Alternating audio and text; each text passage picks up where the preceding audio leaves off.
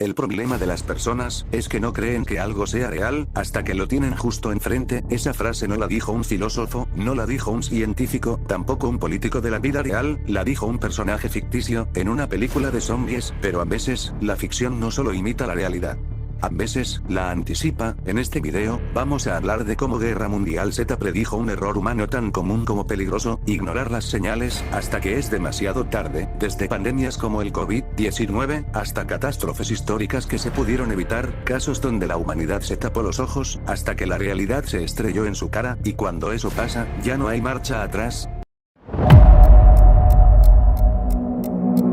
La frase nace en uno de los momentos más reveladores de Guerra Mundial Z, en medio de un mundo que se desmorona. Jerry Lane, el protagonista, llega a Israel, uno de los pocos países que logró contener el brote zombie a tiempo. Ahí conoce a Jürgen Warnbrunn, un analista de inteligencia israelí, y es él quien suelta esa frase cargada de verdad. El problema de las personas es que no creen que algo pueda pasar, hasta que lo tienen justo frente a ellos. Esa ha sido la historia de la humanidad. Warnbrunn explica que mientras el mundo ignoraba señales de lo que venía, rumores, videos, informes, Israel construyó un muro, no para dividir personas, sino para proteger a las suyas. ¿Por qué? Porque adoptaron una política llamada el 10º hombre. Si 9 personas en una sala están de acuerdo, el 10º está obligado a pensar que todos están equivocados, aunque suene absurdo. En este caso, el 10º hombre creyó que los rumores de zombies eran reales.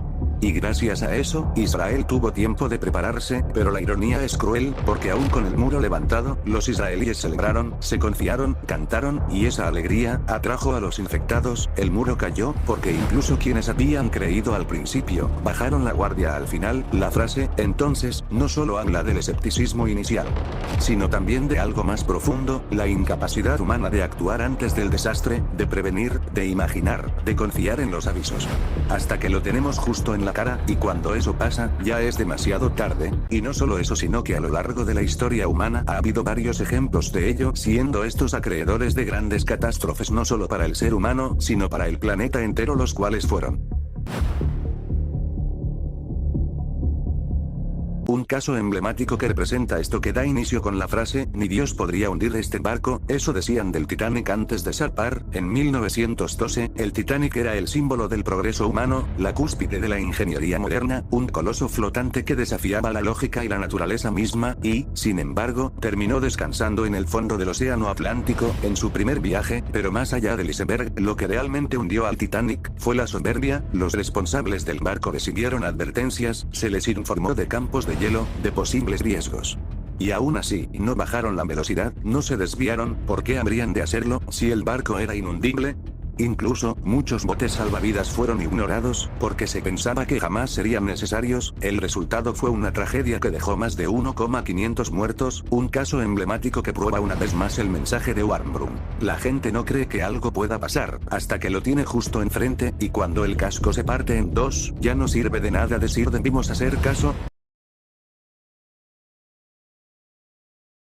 El reactor no puede explotar, la radiación no se ve, no se siente, así que no existe, todo está bajo control. La mañana del 26 de abril de 1986, el reactor número 4 de la planta nuclear de Chernóbil explotó. Lo que parecía imposible, pasó, y no fue un accidente cualquiera, fue uno de los desastres nucleares más grandes de la historia humana. Pero lo más aterrador no fue la explosión, ni siquiera la radiación, sino el silencio. Durante horas, incluso días, las autoridades soviéticas negaron que hubiera pasado algo grave. Los propios trabajadores de la planta no creían que un reactor pudiera explotar. Técnicamente era imposible, aun cuando ya había fuego, metal fundido, y niveles de radiación mortales. El instinto humano fue negar, minimizar, callar. A los ciudadanos se les dijo que todo estaba bien. Los niños salieron a jugar en parques contaminados con niveles letales de radiación. Los adultos fueron a trabajar como si nada. El aire invisible ya los estaba matando. Para cuando el mundo supo la verdad, la nube radioactiva ya se había esparcido por Europa, miles morirían lentamente por enfermedades relacionadas, y otros tantos quedarían marcados para siempre. Lo que pasó en Chernóbil no fue solo un fallo técnico, fue otro ejemplo del error que denuncia Guerra Mundial Z.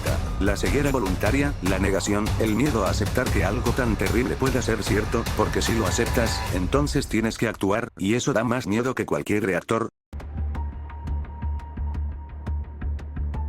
La historia se repite, solo que con nuevos escenarios, nuevas tecnologías, y nuevas excusas. Cuando comenzaron a circular los primeros reportes sobre un extraño virus en China, allá por diciembre de 2019, el mundo apenas parpadeó, las noticias hablaban de un nuevo brote, de algo que sonaba similar a lo que ya habíamos oído antes, el SARS, el MERS, la gripe aviar, y sin embargo, todo parecía estar bajo control. No va a salir de Asia, decían, solo es una gripe más, murmuraban en las sobremesas, los medios están exagerando, aseguraban en redes sociales, con tono burlón y confiado. El mundo siguió girando, los aeropuertos abiertos, los comercios llenos, los estadios vibrando con miles de personas hombro a hombro, los abrazos, los besos, los apretones de mano, todo seguía como si nada. Y cuando el virus llegó a Europa, cuando empezaron a cerrar las ciudades, cuando las calles de Italia comenzaron a vaciarse y los hospitales a llenarse, incluso entonces, veían como algo lejano, como si el océano pudiera detener la tragedia, como si la distancia inmunizara. Veíamos las noticias y suspirábamos con lástima, pero al mismo tiempo con una seguridad ingenua, la seguridad de quien cree que esas cosas no pasan aquí, la arrogancia de pensar que somos la excepción.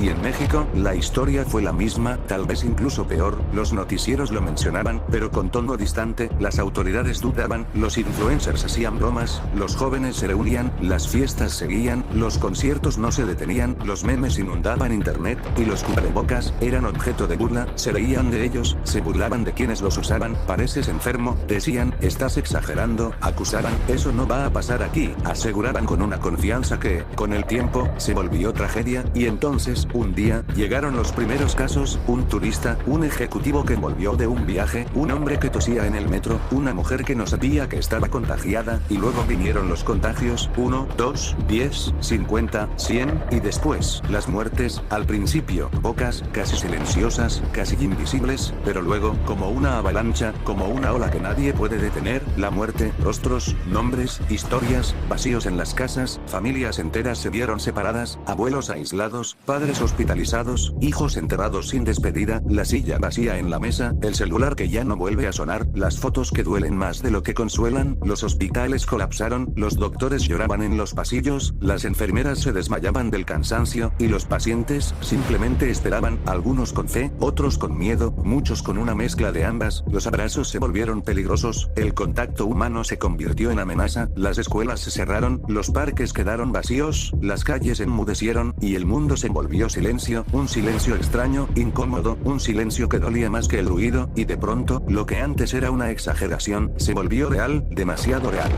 El país entró en emergencia, las autoridades comenzaron a tomar decisiones apresuradas, las mismas personas que antes se reían, ahora buscaban mascarillas, las farmacias colapsaban, los supermercados se vaciaban, y el miedo, se volvió el nuevo virus, un virus que entraba por los ojos al ver las noticias, por los oídos al escuchar el llanto detrás de una llamada, por el pecho al sentir la incertidumbre de no saber si volverías a ver a los tuyos. Miles de personas, muchas de las cuales antes no creían en el virus, comenzaron a perder a sus seres queridos, y en ese momento, ya no hubo espacio para la risa, ni para los memes, ni para los negacionismos. Pero ya era tarde, ya no había marcha atrás, una vez más.